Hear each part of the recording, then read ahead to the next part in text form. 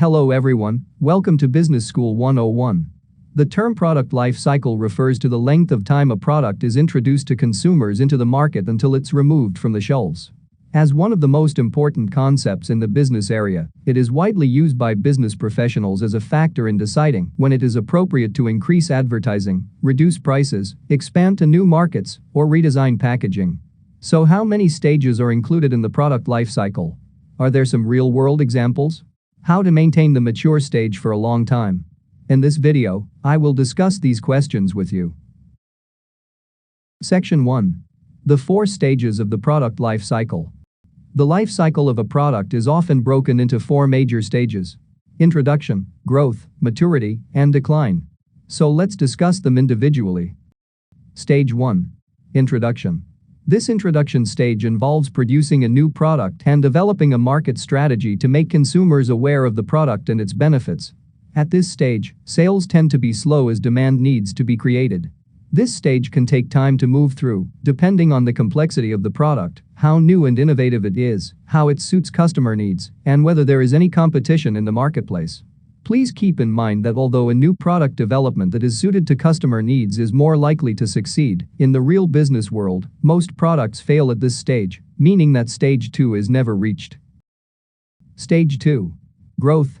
If a product successfully navigates through the introduction stage, it is ready to enter the growth stage of the life cycle. This should see growing demand promote an increase in production, and the product become more widely available. The steady sales growth of the introduction stage now turns into a sharp upturn as the product takes off. At this point, competitors may enter the market with their own versions of the new product, either direct copies or with some improvements. Branding becomes important to maintain the company's position in the marketplace, as the consumer is given a choice to go elsewhere. Product pricing and availability in the marketplace also become critical factors to continue driving sales in the face of increasing competition. Stage 3. Maturity. When a product reaches maturity, its sales growth tends to slow down, signaling a largely saturated market. At this point, the product is well established, and the cost of producing and marketing the existing product will decline. As the product life cycle reaches this mature stage, most consumers now have already bought the product, and competitors have already been established, meaning that branding, price, and product differentiation becomes even more important to maintain a market share. Retailers will not seek to promote your product as they may have done in stage 1, but will instead become stockists and order takers. Stage 4. Decline. Eventually, as competition continues to rise, with other companies seeking to emulate your success with additional product features or lower prices, so the life cycle will go into decline. The decline can also be caused by innovations that supersede the existing product, such as horse-drawn carriages going out of fashion as the automobile took over. At this point, many companies will begin to move on to different ventures because the product is no longer lucrative. Of course, some companies will survive the decline and may continue to offer the product, but production is likely to be on a smaller scale, and prices and profit margins may become depressed. Consumers may also turn away from old products and in favor of new alternatives. Section 2. Examples. Here are a few well-known examples of products that have passed or are passing through the product life cycle.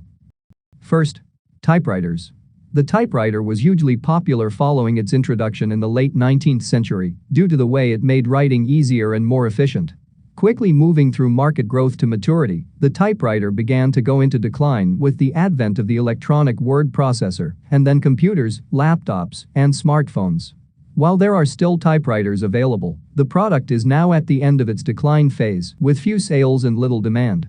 Meanwhile, desktop computers, laptops, smartphones, and tablets are all experiencing the growth or maturity phases of the product lifecycle. Second, videocassette recorders, VCRs. Having first appeared as a relatively expensive product, VCRs experienced large-scale product growth as prices reduced, leading to market maturation when they could be found in many homes. However, with the creation of DVDs and then more recently streaming services, VCRs are now effectively obsolete. Once a groundbreaking product, VCRs are now deep in a decline stage from which it seems unlikely they will ever recover. Third, electric vehicles. Electric vehicles are experiencing a growth stage in their product life cycle as companies work to push them into the marketplace with continued design improvements. Although electric vehicles are not new, the consistent innovation and the fast-growing sales mean that they are still growing and not yet into the mature phase. Fourth, AI products. Like electric vehicles, artificial intelligence, AI, has been in development and use for years, but due to the continued developments in AI, many products are still in the market introduction stage of the product life cycle. These include innovations that are still being developed, such as autonomous vehicles, which are yet to be adopted by consumers. Section 3. Maintain the mature stage. While all products have their life cycles, many of the most successful ones can maintain the mature stage of the life cycle for many years before any eventual decline. If a company would like to prolong the life cycle of its products, here are a few strategies. Number 1. Understand evolution in the industry. Your industry changes the same way your product does as you undergo the life cycle stages. It might be helpful to reflect those changes in your business to maximize profits and stay current. The first step is to remain informed about the industry's evolution. For example, in the advertising industry, professionals transition from promoting products and services on the radio and in newspapers to using social media advertisements and email marketing to engage consumers. Changes in technology and differing priorities from generation to generation can alter the way operate a business. Understanding the developments can help you run your company in a way that matches the times. Number 2. Track changes among consumers. The needs and desires of your target audiences also evolve with time. The demographics who responded well to your promotions during your growth phase may grow older, replaced with another generation with unique traits who may respond differently. Even if you plan to target the same group of consumers, it's important to refine your approach occasionally so you meet each new generation's expectations. For example, a company that sells camera equipment has always targeted young adults between the ages of 18 and 24. During the growth phase, there was a demand for bulky cameras that could print photographs instantly. However, during the maturity phase, the current young adults wanted small cameras that could capture clear digital photos. Although the ages of the target audiences were consistent, the interests of the consumers were different, requiring the company to release products its consumers wanted. Number 3. Use innovative technology.